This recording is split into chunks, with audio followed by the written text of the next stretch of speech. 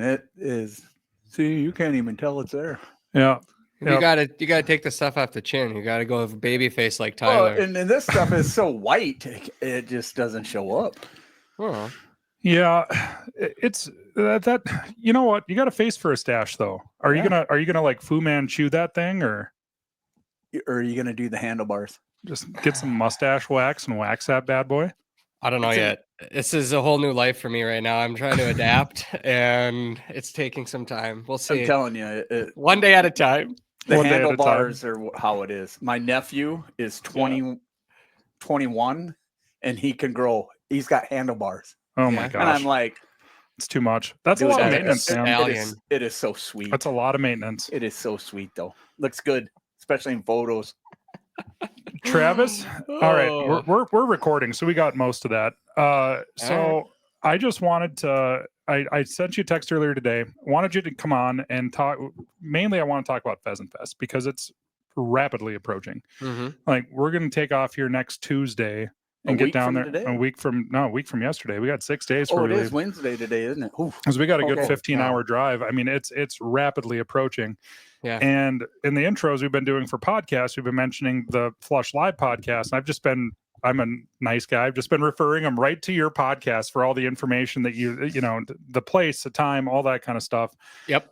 But we got between you and I mean, Scott doesn't do much. He just stands around with his hands in his pockets, you know. Mm-hmm. Mm-hmm. I'm sure he'll be dropping. We're the mules here. We really you mean right now today? No, he's slacking. He hasn't even been in the office all day. You know, I haven't seen him at all. So I don't think he's cracks me up. You guys got to show up to the office every day, but not the boss.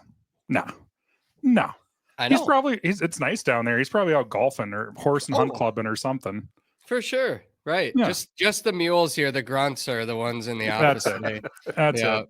The ones that actually get stuff done. That's it. We're crushing the this. worker ants have to come in. That's right. The drone bees. But between you and I, we're going to be bouncing around all over the place at Pheasant Fest. We're going to be spending actually very little time in our own booths. At some point, we might have to have a host swap where I go over and spend some time in the Flush booth and you come and spend some time in our booth or something. I would like that. That'd be fun. See, that's why I do things like make a live show and then invite you so that I get to spend time with you. Otherwise, yeah. Well, like last year, we actually got to bunk together, like separate beds. It wasn't weird. Okay, that was good. A little bit literally bunk beds. Literally bunk beds. We're not even exaggerating. We were like schoolgirls, 2 a.m. still up there talking and giggling. And we had to get up at 6 for whatever obligations we had. But I don't know. It was like we were back in high school or something. It was cute. It was sweet. At our Airbnb in Arizona, we had bunk beds, but Tyler slept on the couch. He wouldn't sleep underneath me. I didn't trust those things. They were a little bit. I was kind of worried about sleeping on the top bunk myself. They were a little sketchy. And down there in Omaha or in Sioux Falls last year, I told Travis when we walked downstairs, I was like, I'll take top bunk. You can take bottom bunk. No, it only makes sense to do it that way, based on our size. Right. So, right. Yes. So, but we both survived. And, And, I'm very sad because when I found out we weren't bunking again this year, because you got such a posse coming down there with you that you had to get your own VRBO this year. It was hard finding a place that could host 11 people. That we got a real crew coming down. I mean, it's me and Wes and George and Bruce and Terry from Michigan and Brad Armstrong from Ohio and Kirk from out in Idaho. And Nate Burbach from here in North Dakota and Kirk's wife. I mean, Brent and Tammy Kroll are coming. I mean, there's going to be a bunch of us. And he's never been to Pheasant Fest. This is his first. No, I skipped out last year. I went snow goose hunting. He's never been. The front edge hit my parents just south of Sioux Falls last year. Yeah. And I just came back from getting my puppy.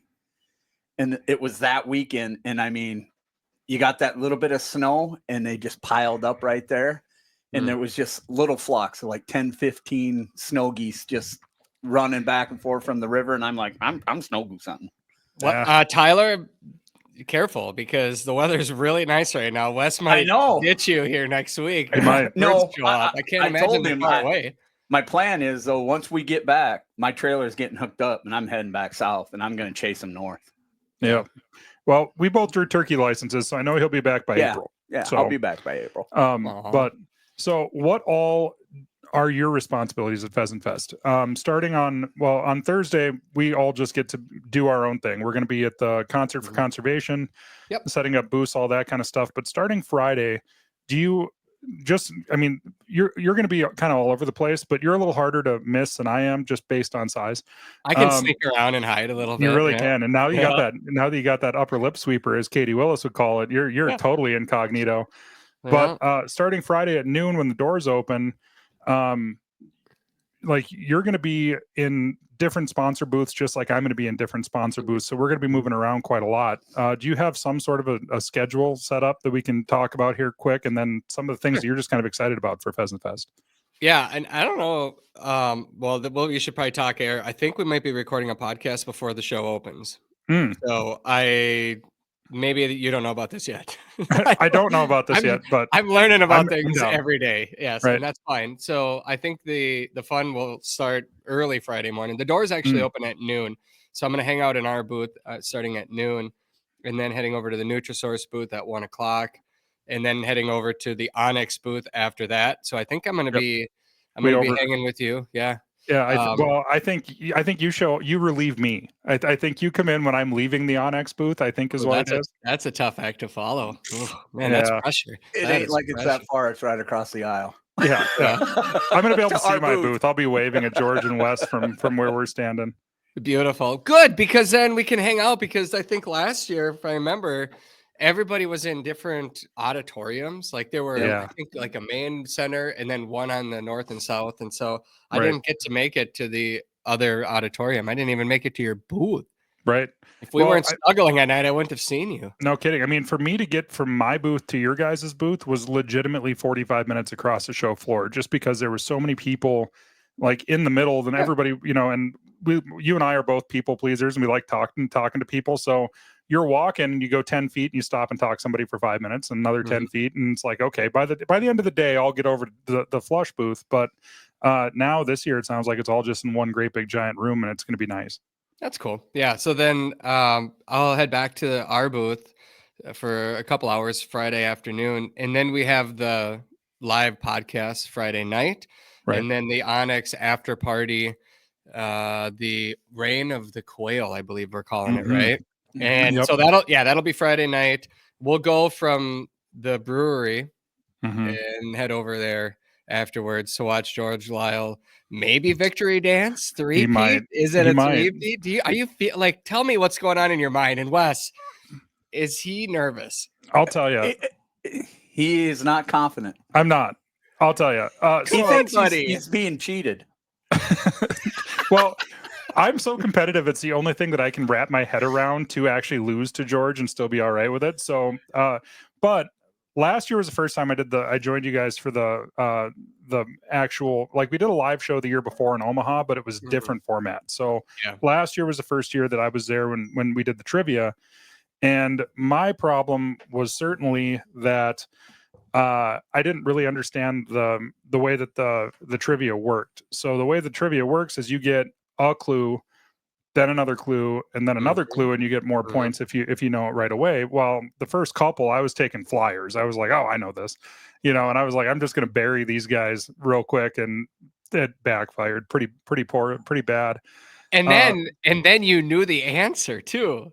You knew the answer to the question, but you guessed the wrong one first. I got gunshot. You're exactly right. Yeah. Yes, that's the fun of the game. Yeah. Once you give the wrong answer, you're done. And it's like, oh, God dang it. And I could tell that you did a pretty good job as a host because you kind of tailored certain questions to each one of us that, like you gave me some questions that were basically prairie bird stuff that I should absolutely know. George Lyle, you did some stuff with woodcock and rough grouse, and then I still don't know what Franzen knows, but like you tried. He got one on cigars, I think. So I mean, that might have been a Franzen question. Yeah. But so Ron Bam, it was not there. You took his spot this time because he just couldn't hold it the year before, and so we brought in Tyler to see if he could take down Mr. Lyle. And he claims, he said he got 8 of them.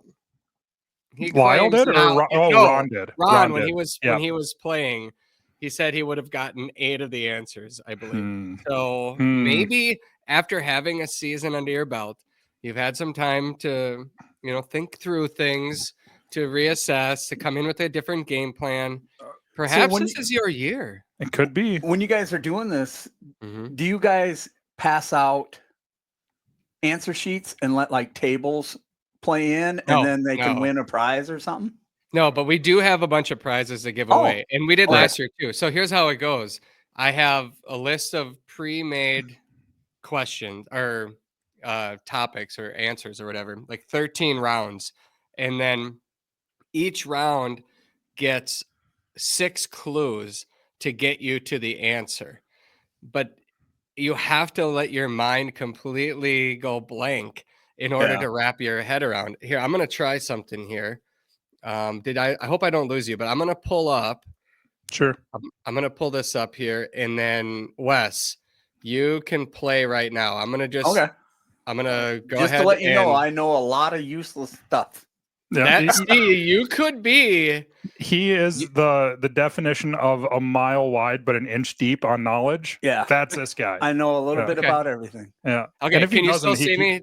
I can still see you. Yep. Okay. Good. All right. So here I am. Are you guys ready for this? Yep. Sure. All right. So your name is your buzzer. When you're ready to guess, you say your name, and then you have the opportunity to guess the answer. If you're wrong, you're out for the remainder of the round. Okay. Okay. Yep. All right. Clue number 1. Money for sex. I already like this question. Money for sex. Clue number 2. I like to dance. Clue number 3. I like warm winters. Clue number 4.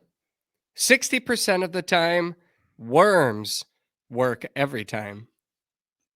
What the hell are we doing here? This is tough, Trav. Clue number 5. I like the forest. Tyler. Woodcock. That's right. Yeah. Yep. Okay. The last clue is I fly by night. And I thought that when you said you like to dance. Yep, exactly. Me too. Well, and they do the really funky little dance. Yeah, and then they do the bob. They do the little head bob. Yeah, it's pretty great. Okay, so then afterwards. So hold on. So then afterwards, I go in like this. I say the answer is American woodcock. I would have also accepted timberdoodle. The American woodcock is known for their spring dance and their back and forth boogie. Hunters can sex them in the field with a $1 bill. That's 60% of their diet is made up of worms, and they migrate south each winter, flying at night. I said females said it when you said the. So I'm hoping that this is actually one of the questions, and you just gave me a freebie. No, this was last year's question, Tyler. This is last year. I think I got excited by the sex for money last year too. That is a fun game to play. Yeah, it is. So it's a good time. So then here's how it goes, Wes. If the whole crew, if Tyler, if George, or Scott, they all get it wrong, then I open it up to the audience. And then the audience raises their hand or comes running up, and we have another microphone in the audience that they have the opportunity to answer. If they answer correctly, they can pick any one of the prizes on the stage. We've had anything from hunting vests to dog kennels to Negrini cases last year were there. Yep. We have a bunch of Onyx elite memberships. We've got just a lot of different gear for upland bird hunters. Obviously, our sponsors kick in and help us out there. So it makes it interactive. It makes it fun. Sure. And then last year, Tyler, I don't know I'm pretty sure it was you, but didn't you feel a little cocky going into it and said, I have a side bet? Yes. We did. And then George said, I'm in. And then Scott's like, well, Scott, you got to do it now if these two are doing it. Yeah, so we just straight up guilted him into it. Yeah, so then there was side money going, Wes, and then the audience got involved. So we raised a couple $1,000 that night in the game, and we gave it to Pheasants Forever. Yeah, because they were talking about it when Franzen was up here in October. Okay. They were giving each other crap. And I already got a commitment from Scott to do the same thing again. Yep. Where all the participants, I was a witness of it. All the participants will kick in $500 towards Pheasants Forever. And last year it was a $500 bet. and the 2 losers were going to have to give $500 to Pheasants Forever. And I think George felt bad, and he was like, I'm into. He didn't feel bad. He was riding a high out there. He was strutting like a timberdoodle himself. I mean, japers. So I think, and I'm hoping that it's not the case, but if he does knock on wood, if he does three-peat, we got to get a traveling trophy made. I might, if I have the opportunity, I might have something of a surprise. I like it. I like it. And then I'm also working on a couple of other things too that I'm not going to tell you now, but I need to secure broadcasting rights in order to pull it off. There are some legalities here. Okay. I'm pretty sure I'm going to laugh for an hour if I can make it happen. Is there going to be a big screen there that you can put my video on of me falling down in the snowbank? Because that would be good. The heavy breathing. Oh my gosh. I love it so much. Geez. So one thing that I've really been having a lot of fun with lately is, when we're in the post-production season, which we are now, we're putting together all the hunts, the TV shows, the episodes that we filmed last year. And when I see some really funny stuff that doesn't make the cut, usually it's not PG, I mean, Definitely. and then I will like film a little video and send it to whoever I'm with. And then it just starts this back and forth, like reliving the whole, it's like that moment when you fell in the snow and couldn't get up. Just reliving that all the time. Like, every other day I find something that I just can't handle. And then I'm trying to film it, but my phone is shaking because I'm laughing so hard. Well, you had one at the end of the quail episode that you and I did down in Arizona, where you were climbing up top of that hill, and you're like, I got thorns in my legs, I don't even care, and like just little stuff like those are the moments in the field that are as real as it gets. I mean, and you guys film everything. There's always a ton of leftover stuff, but I think you guys could put out a blooper video on YouTube every year, because there's going to be some moments. If you guys, you guys have so many thousands of hours of video over the course of a season that, there's just going to be funny stuff happening.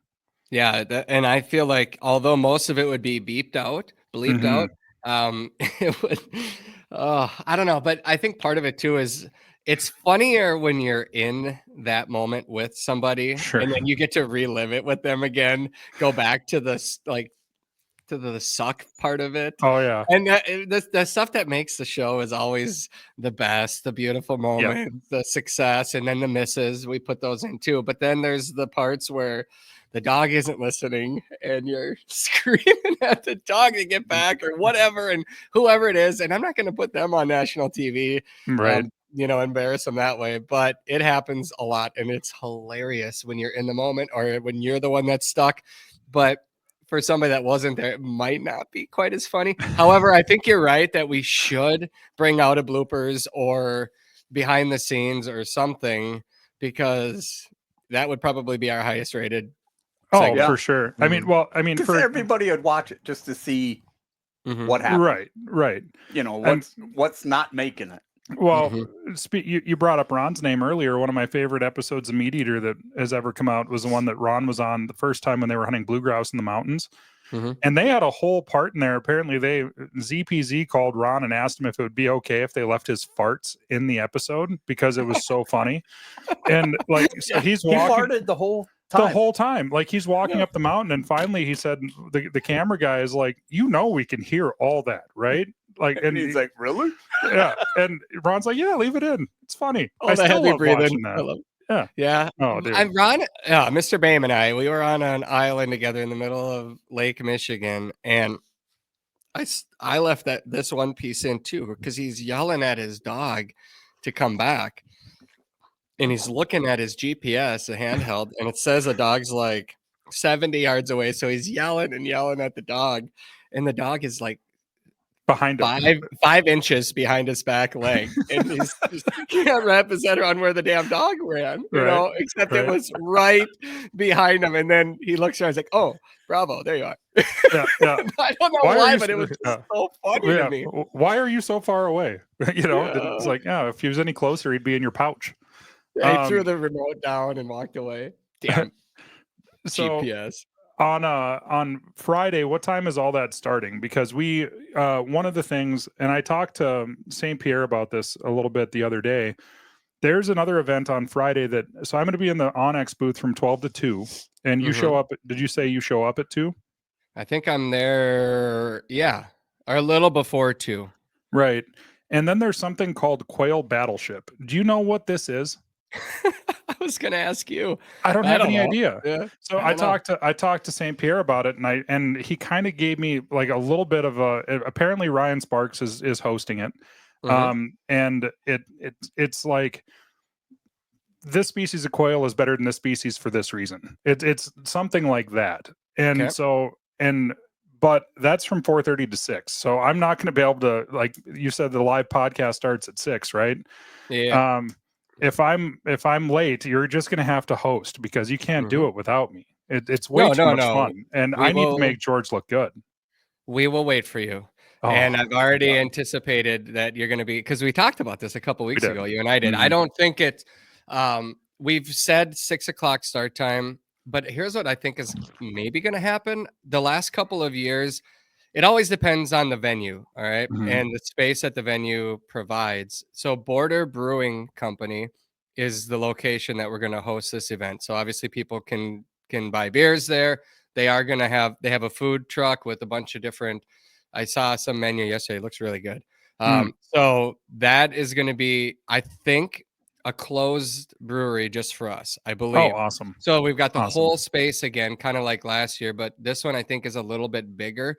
One of our guests at the live show last year was from Kansas City, and he goes, "Hey, if you guys are doing it this year, I've got a buddy who owns a place. I'll hook you up and see if it'll work out." So we reached out, and that's where we're hosting it. So awesome. Yeah, I would say though, it sounds like they've got room seating for about 100 people.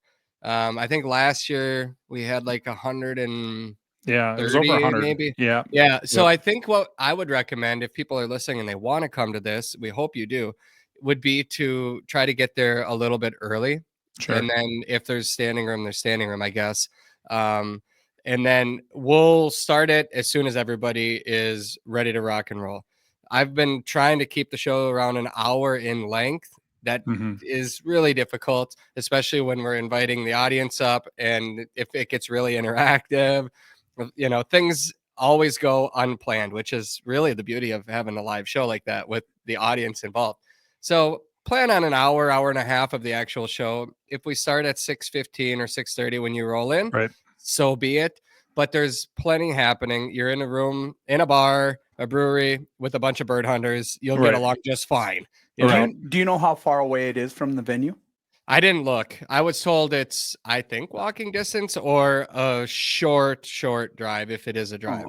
Yeah. So hopefully, I don't know. It is a Friday night. That's what worries me. It's a Friday night, and we are in Kansas City. We're in the city. So bird hunters tend to get lost in cities. I do. And I'm way better in the country. So is there parking? I don't know. Is there, how long will it take to get from the convention center over there? I don't know. We're all kind of going to learn together because I'm going to leave earlier than you to get there. Sure. But we'll just figure it out. I'll hold a seat for you, buddy. And Fair Wes, enough. you and if you guys are coming to try to wiggle your ear or flick your nose at clues for Tyler to get him to guess, that's cool. I can save you a spot up front. I would not ever let him cheat. He wants me to lose. I want him to lose. He really does. Yeah. Honestly, if I'm being honest, I want all three of you guys to lose. Of course you do. Yeah, of course you do. Like if we could have a 3-way 0 tie, you would be thrilled. I would. I would be so pleased. Absolutely. I root for the bird whenever it gets up in front of him.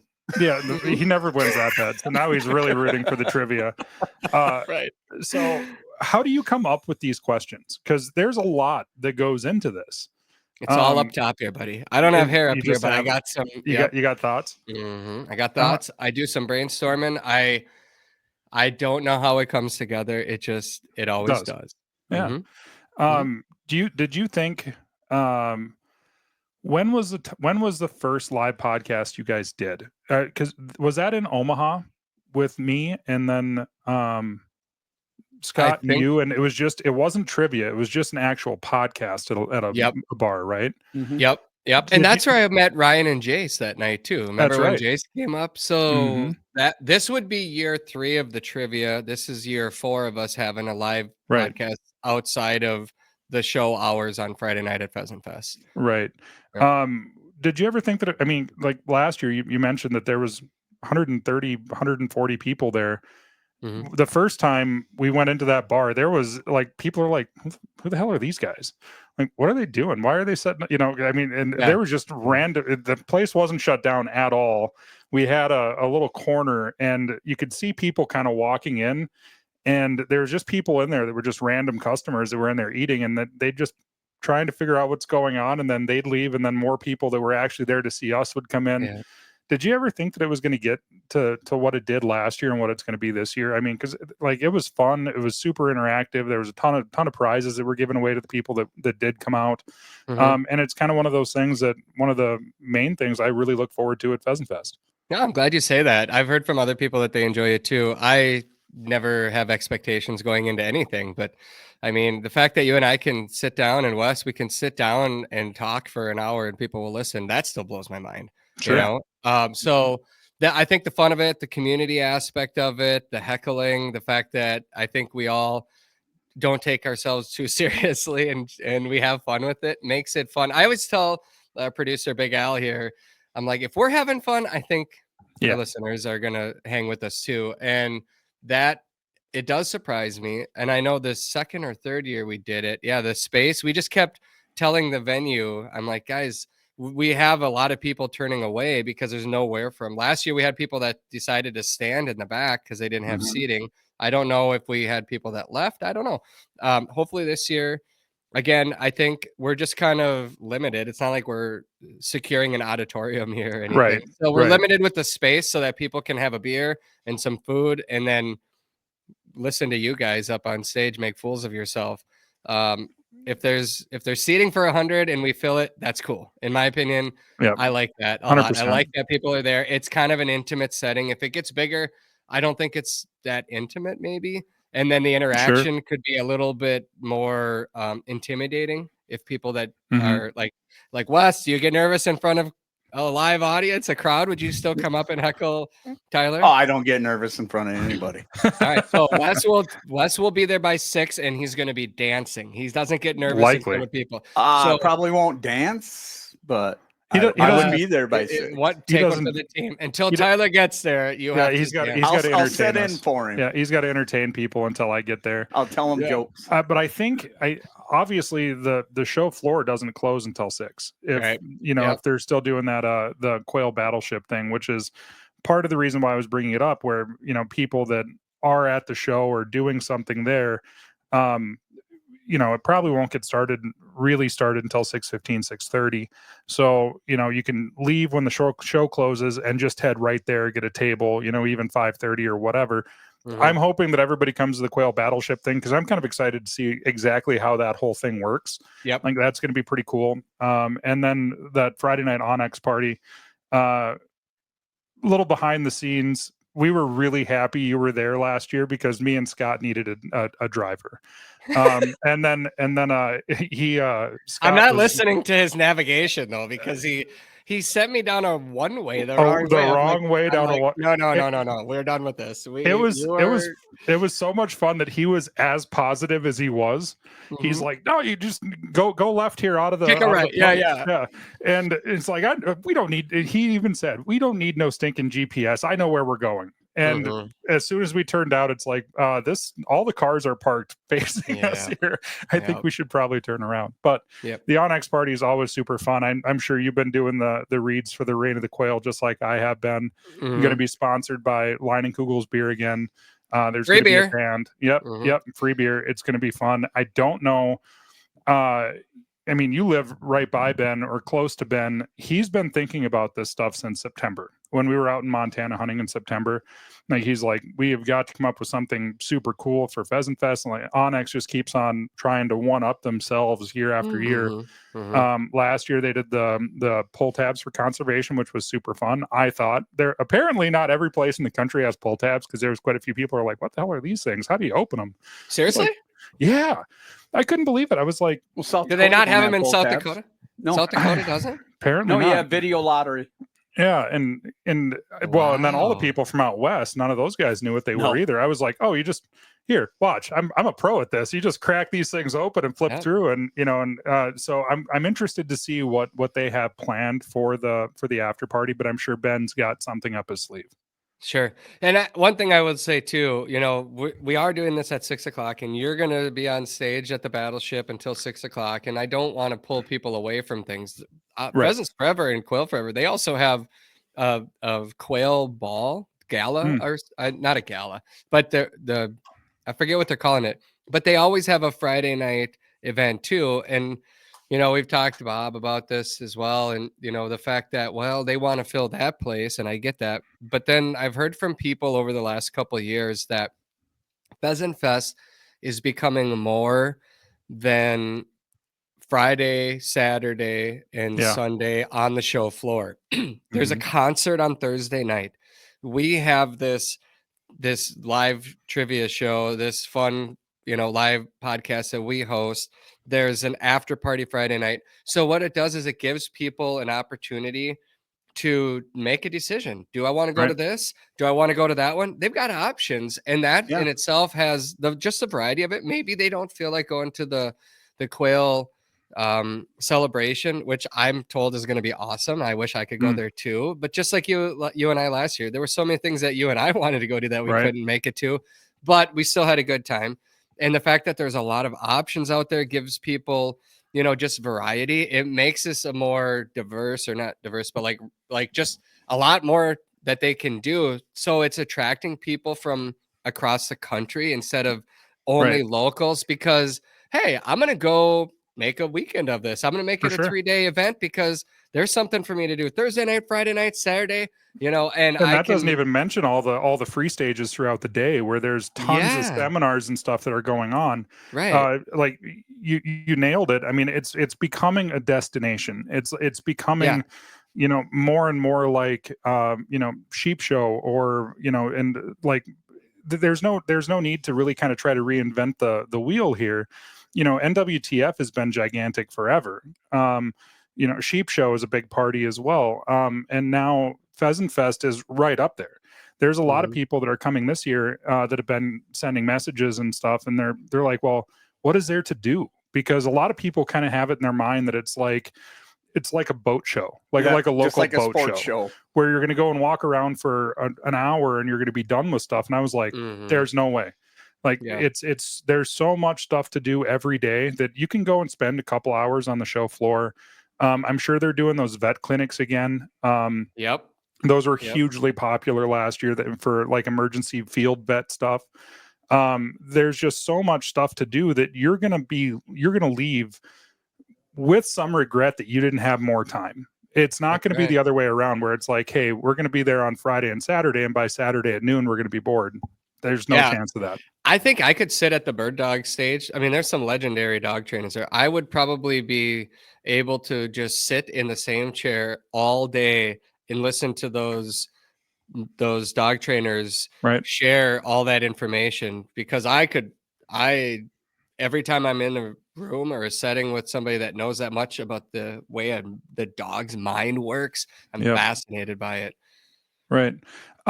So talking about Saturday, where are you going to be on Saturday? I'll be at the Flush booth, Sportsman's Guide, the Chief Upland booth, and we have a seminar Saturday afternoon. I think you and I are in that one together. It's a quail podcasters show from 3:30 to 5. Yep. And then I'm going to head to the banquet after that on Saturday night. So do you know, and that's another question that I had, do you know what the Podcasters is? Because that's all that I got in it's so much fun for me. We're just going to go there with no idea. We're just going to show up at a place at a time that we're told to be someplace, and it's going to be like, well, I don't know what we're doing, but we'll figure this out. We'll figure it out. Yeah, that's what we do every single week, Tyler. Every single week. I don't know what I'm going to talk about with you when you texted me this morning. I'm like, yeah, I'm in. Let's do this. Yeah, exactly. I mean, I figured we're close enough to Pheasant Fest where we've been talking about it now we've been excited since hunting season got done. I'm sure you're the same way. Like it's like that one event in the spring. It's before turkey season. It kind of kicks off the basically the new year, and it's such a good opportunity to go and just see all your friends that you might only get to see during hunting season. Now, all of a sudden, we're all just bored out of our minds with nothing to do because there's no seasons open until the last week. The weather's been crap. It's like, well, hey, let's go to Kansas City and let's go and, Ryan and Jace are flying in again. Like all these people that we get a chance to hunt with and see throughout the year, we won't see them again until next fall, but we'll see them next week. So it's always kind of cool. I've heard from quite a few people that are texting, hey, I think my buddy and my son and his son are going to go and we'll see you down there. Okay, cool. See you there. Right. Other people from, different parts of the country are coming. Last year, I was talking to a local from South Dakota and he was standing in our booth and I said, I think most people here, or there's a lot more people from out of state here than you think. He's like, I don't know. It's probably from just mostly South Dakotans. I was like, I don't think so. I asked 10 people, that first 10 people that walked by, hey, where are you from? And every single one of them said a different state except South Dakota. It was like number 9 or 10 before they said South Dakota. And he was like, wow. So it is drawing people from around the country, which is cool. And I go back to the fact that this is a multi-day party now. Yeah. And Kansas City is a cool place to go anyways. I mean, it's not something like, unless it's baseball season, I'm going down there to see a Royals game. I'm probably not going to get to go and just spend some time in Kansas City. I mean, have you ever been, by the way?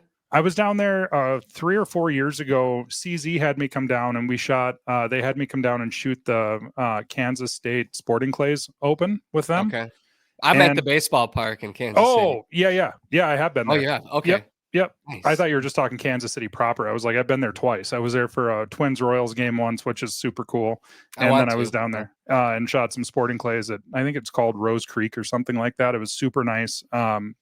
First time I'd ever shot sporting clays. It was fun. Nice. Hey, it sounds like your homeboy is going to be making the squad this year, huh?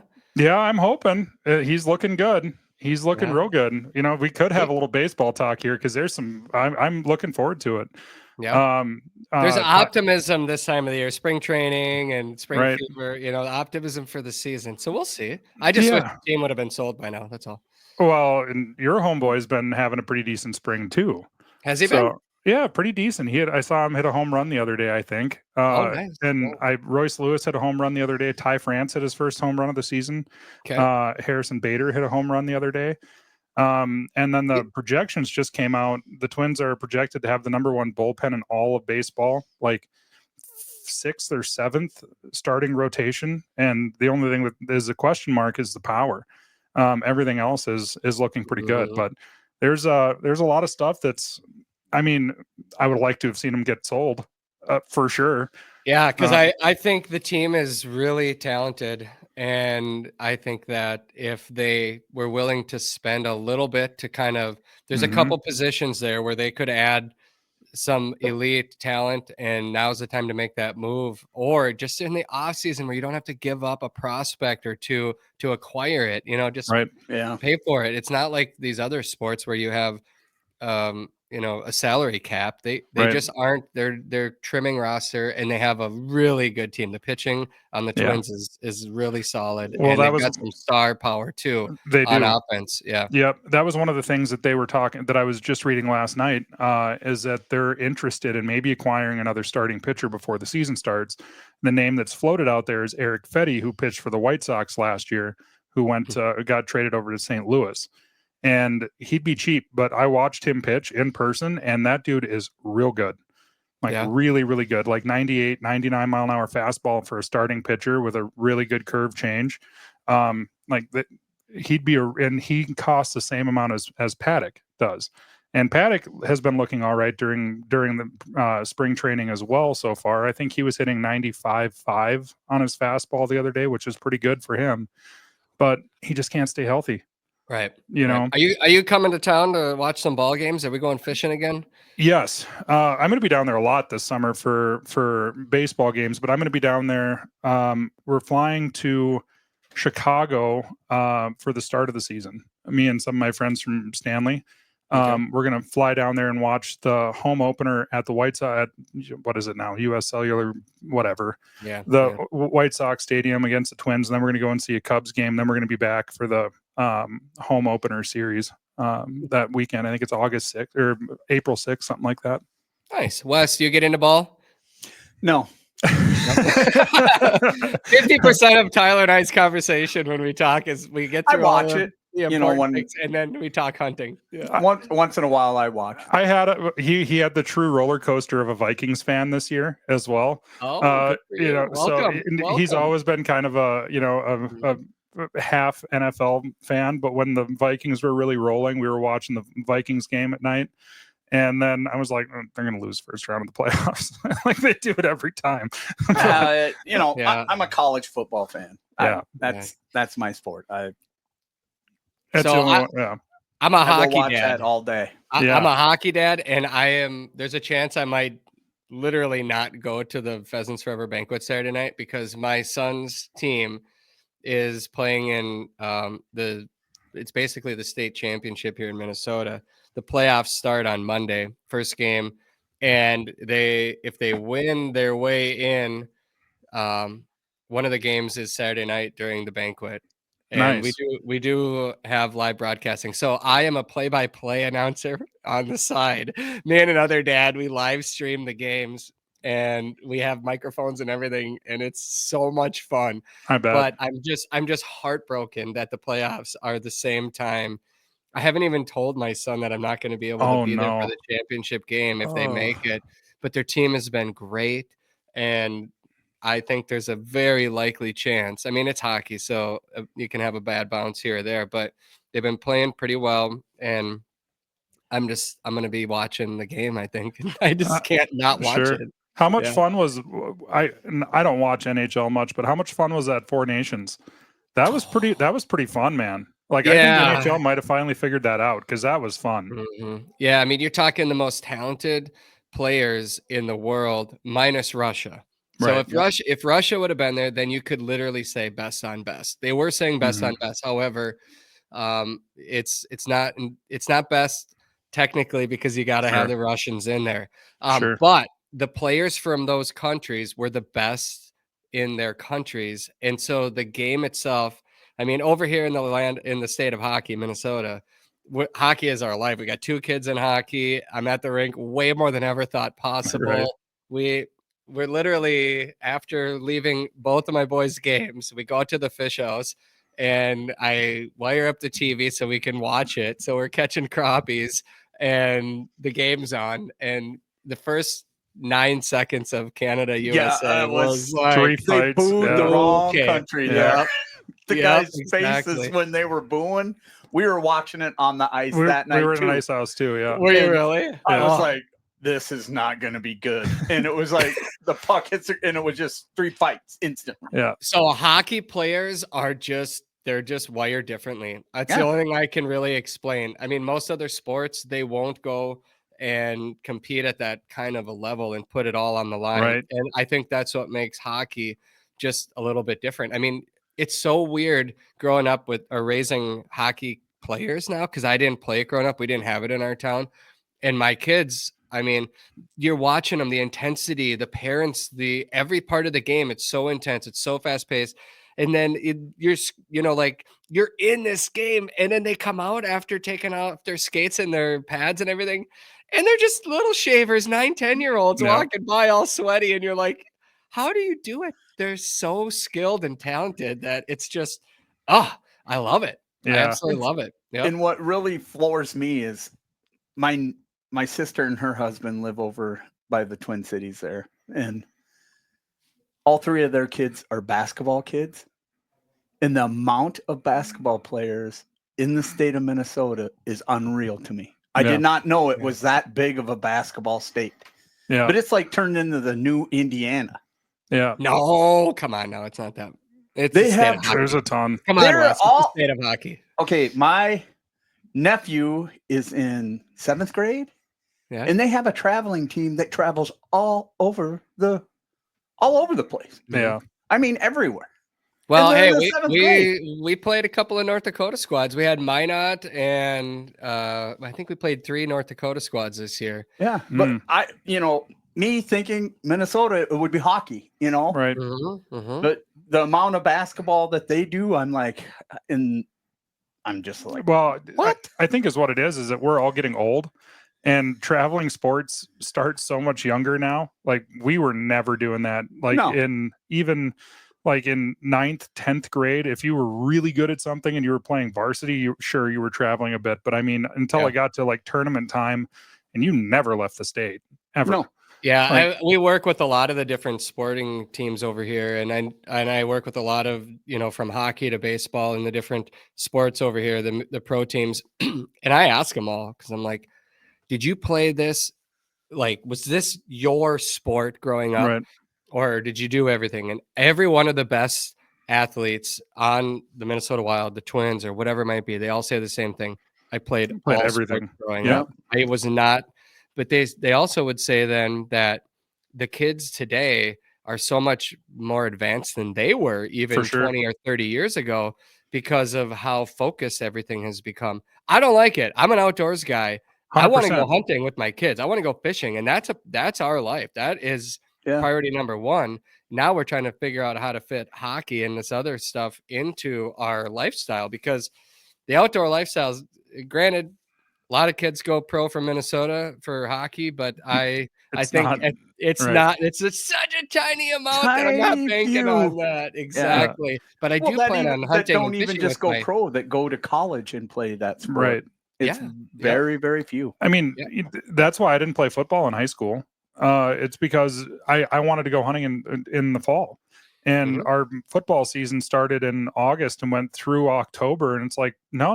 I only get so many days a year that I'm going to get to go hunting. I'm not going to do that. I'll play baseball. Yep. And, it was that simple of a thing for me. And now it's kind of the same for you. Athlete. You can just, you can do it all. Man. I am going to get a little bit more into golf this summer, I think, which is weird. I know. Who's got time for that? Exactly. Who has time for fishing to do? Who has time for announcing Little League hockey games from Kansas City?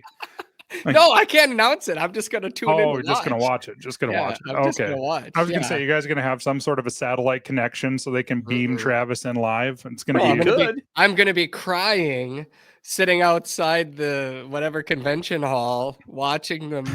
If they're winning, I'll be crying. If they're losing, I'll be crying. I'm just going to be a puddle out there. Oh, geez. Yeah. I'm proud of the kids. It's fun to watch. For sure. Anyway, okay. Enough about that.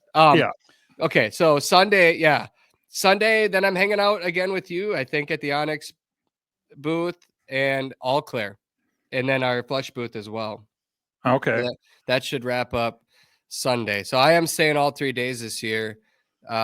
When we looked at trying to be at all the different places with our partners, it didn't work in the short amount of time that the stages are open for me to only be there Friday and Saturday.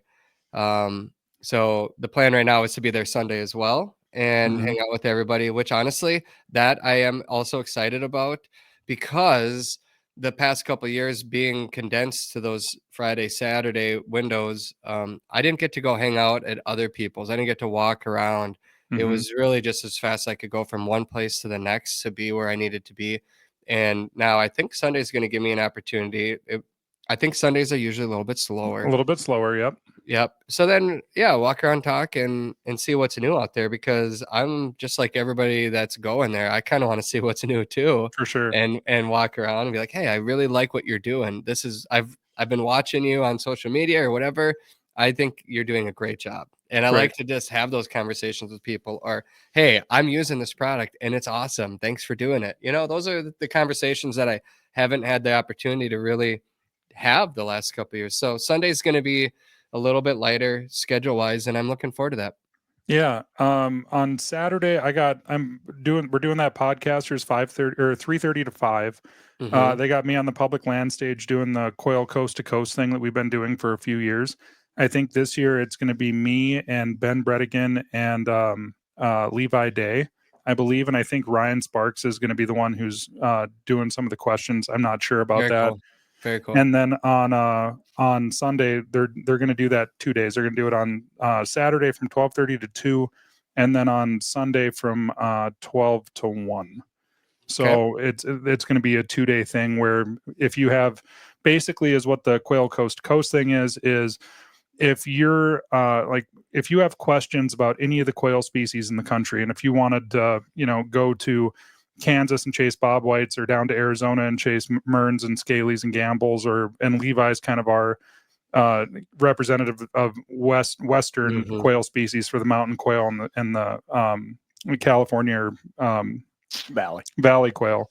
And he's always really good about that. And so with Ben this year, that's going to be a ton of fun as well, because Ben's been getting out there and getting after him for just as hard as the rest of us. And he always kind of gets to skate, but he's half of a celebrity now as well. And even though he doesn't have a podcast and hasn't had one for a while, between being a guest on yours and on ours and every place else, Ben's as well known as anybody, and he gets out there and gets after him as hard as anybody. So I don't think he has enough time to have a podcast. We were just not anymore together. We actually took Friday off last week. He and I, we both did we're not working. We're not working because he's been on the road a lot. And granted, when he's on the road, he's hunting a lot, just like you and I are. But, when his daughter goes to bed, he's been working till 2 a.m., getting things ready for this show and others, because Onyx is in a lot of different places and they're working. He just got on an airplane this morning, and we emceed a banquet together Saturday night here, Pheasants Forever banquet. We've been busy. He's been busy. He's working hard out there. And what was I going to say here? I lost my train of thought. Oh, I don't think he has time for his own podcast. He doesn't. He doesn't anymore. No. No, and he just keeps on. He Ben's problem is he's too good at things, so he keeps on getting promoted and having to take on more and more responsibility. But he's also pretty good at making himself look busy, so that he can just kind of go and do his thing every once in a while as well. But I will say, if you have the opportunity, kind of like you, Tyler, and I tell people this all the time, you're an elite hunter. I haven't had the chance to hunt with you yet, Wes, but I hear good things as well, and I do listen to you guys talk. But I've hunted with Tyler enough, and I hunt with Ben all the time. He is elite. Like, he is. Oh yeah, I agree. I feel bad. I feel bad for the birds when they're out there, because he will find them and he won't miss. And when he speaks or he gives advice, I encourage people to listen, because there's so much value in what he has to say. He's been up in the mountains, down in the valleys, on the prairie, in the woods. He's hunted them basically all over the country, all over North America, just like you and I have, Tyler. And when somebody has that much experience and they're that good at it, there's a reason why they're that good. So listen up. And it's kind of like the dog handlers and the trainers that are going to be on the stage too. They do it for a living. If you want to learn something, you're going to the right place. Right. Right. Yeah. Have you given any more thought? Last time we talked, you were talking about doing like a we don't want to give it all away, but maybe next year, me, you, George, and Ben getting a chance to do a show together, because I haven't got to hunt with George and Ben at the same time. If you grow a mustache, it's happening. I'll stop shaving today. It'll be the last one. Yeah. Put it on your calendar, buddy. It is happening. Dude, it'd be so much fun. Big, thick mustaches and cowboy hats walking across the prairie. Just picture you need a big damn hat to fit that in. That's what I'm talking about, buddy. A big hat. I'll bring a hat. A sombrero. Yeah, I will bring it. Yes. Dude, that would be... I was driving into town a little bit ago, and I was... those birds are scared. They're scared if they get the four of us out here together. Absolutely cannot wait. Awful lot of dog power and an awful lot of we have the go. We're not afraid to see what's over the next hill, and our dogs certainly aren't. So, and I do believe we would have one heck of a great bloopers episode if we were able to pull this one off. That one would be R-rated. It would not be PG. It would definitely have the explicit logo above the title, like your podcast does. Sometimes. Yeah, I know. Well, so here's the thing. It's like to listen lately. I like to listen to you guys, and so my when I turn it on and my boys are in the car, they're like, "Hey, Dad, we can't listen to this one. It's explicit." And that's I'm like, why I'm pretty careful. You're right. Yeah. Mm-hmm. You are not. You are not careful at all. There's F-bombs flying all over the place, and I can't predict when it's going to happen. So I can't listen to you guys with my kids in there. He's gotten better. I will give him that. I'm pretty careful about the ones that I do slap the explicit tag on. Oh. Those ones, yeah, you and your kids, well, you should listen to because, you know, you understand. But the kids, maybe not so much. Yeah. So our with those guys being so busy with hockey, and then you guys, they play baseball as well, right? Yeah. Because I remember when I was down there last year, they had that going on. With the way that your guys' big family hunt went this year, are you guys do something like that again next year? Because I know that you guys are kind of in that planning stage a little bit as well right now for what you guys are going to put. Oh, I said, are you guys kind of in that planning stage for next year as far as what shows you're going to put together? Are you guys going to plan another one of those family episodes? Because I'm really looking forward to watching that one. Oh my goodness, yeah. I hope to make it an annual thing. Honestly, it was one of those things where, you know, we do a lot of different stories in our shows.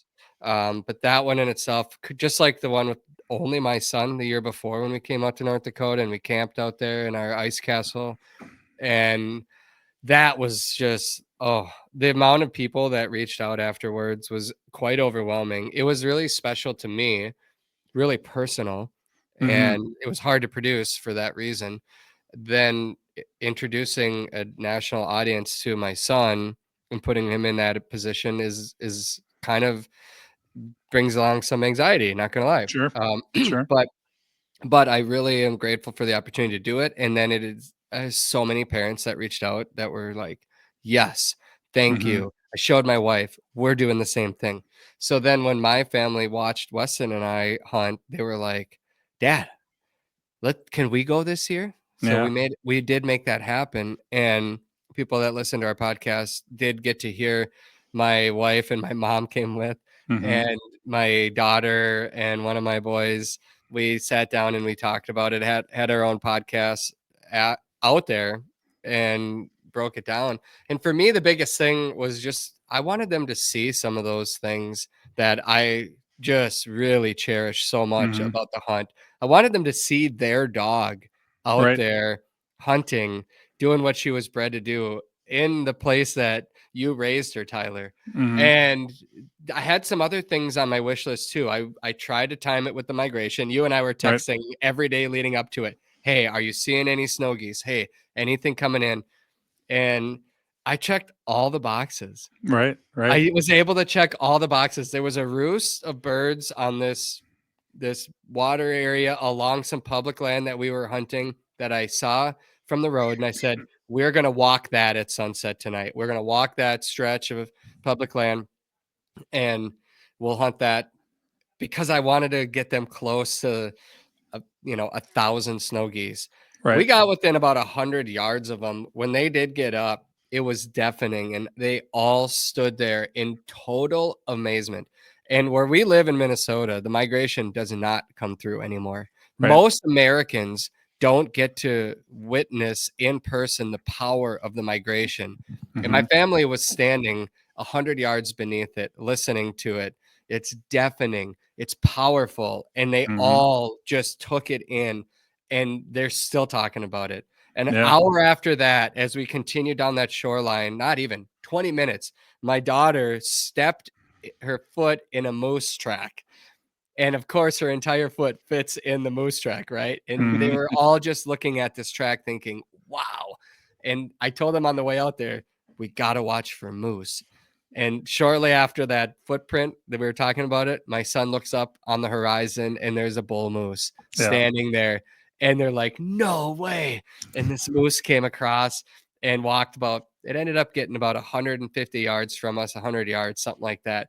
and everybody was just like, oh my goodness. Even my 2-year-old, I had her in the backpack and carried her around, and she never stopped talking the entire hunt.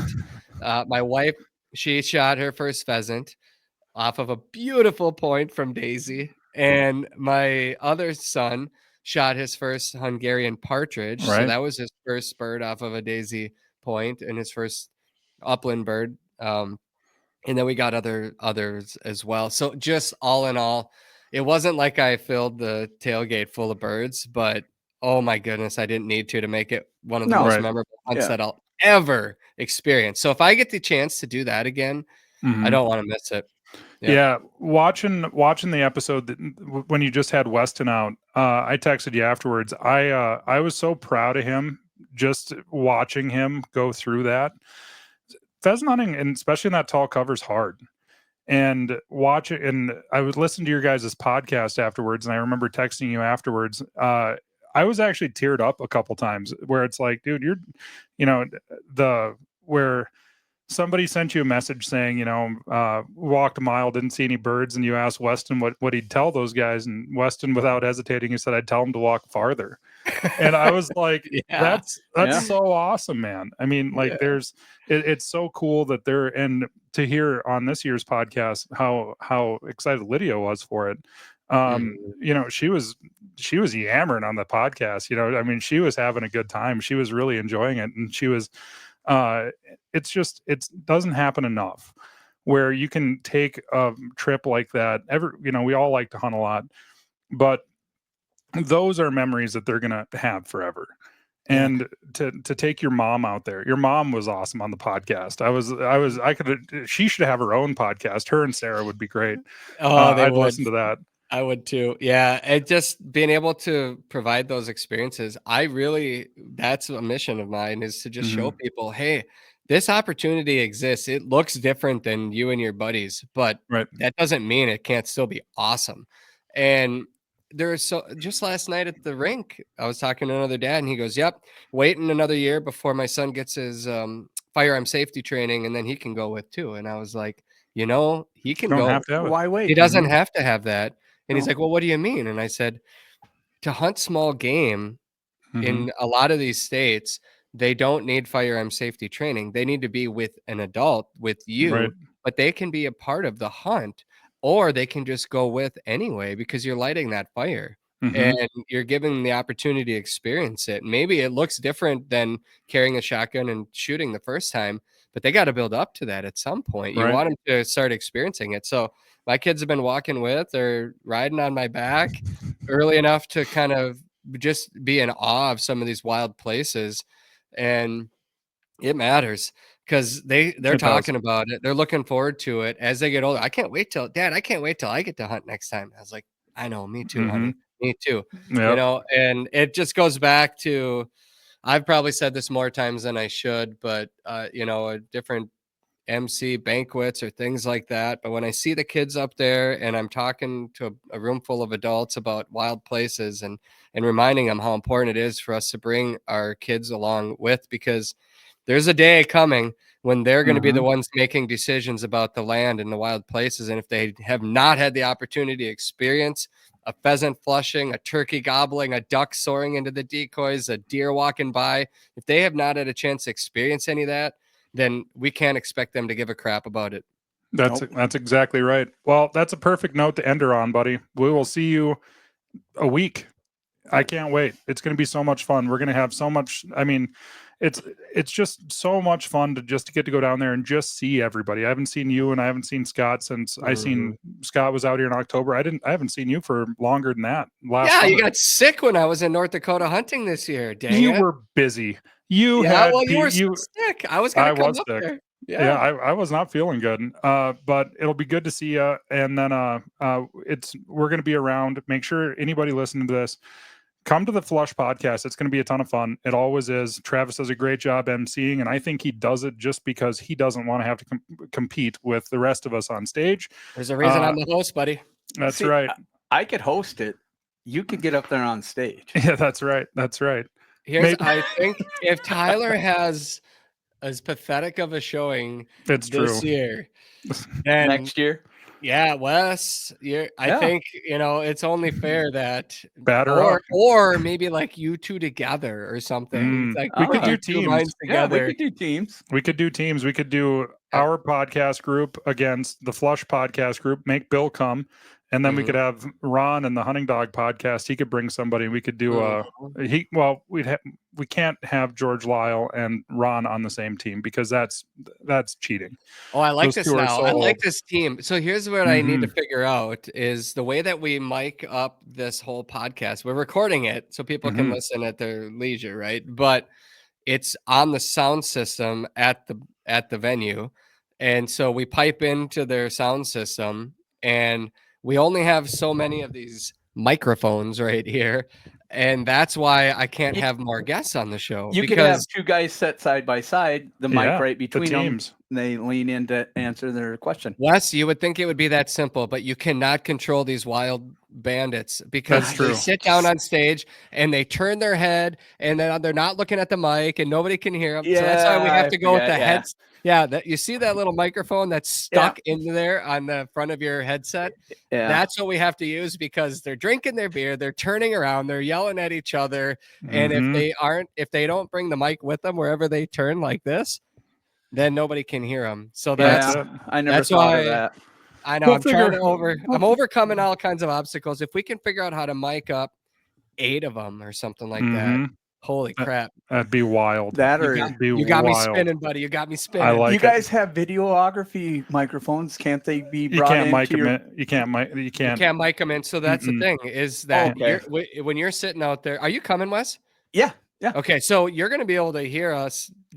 They're going to have headsets on, right? But it's broadcasted amongst the whole. Oh, I thought you were bringing your broadcast out through your soundboard. No, it's much more complicated than that because it's like pipes through the same speakers that music comes through. Right. At the but it does actually help having the headsets on for us as contestants, so as well. Well, it cuts out the crowd noise for one. Right. It does.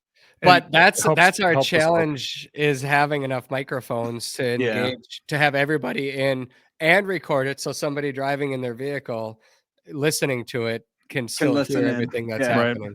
Maybe we get to a point where we change it and we just say we're not gonna record it. We're just gonna do a live show and it just stays at that venue. Maybe that's a solution. But for now, at least for this year, we're moving forward with a similar plan. Yeah. I like the partner idea though. It'd be fun. It'd be fun. It brings more strategy into it. Tyler, okay, I'm gonna admit something here. I hope you win this time. Oh yes. I got him on my side. You should see George strutting over there. Scott, I love that he's queasy. I love it that he's so nervous. I want him to I love that. Let's keep him there. And I want George to get taken off his high horse this time.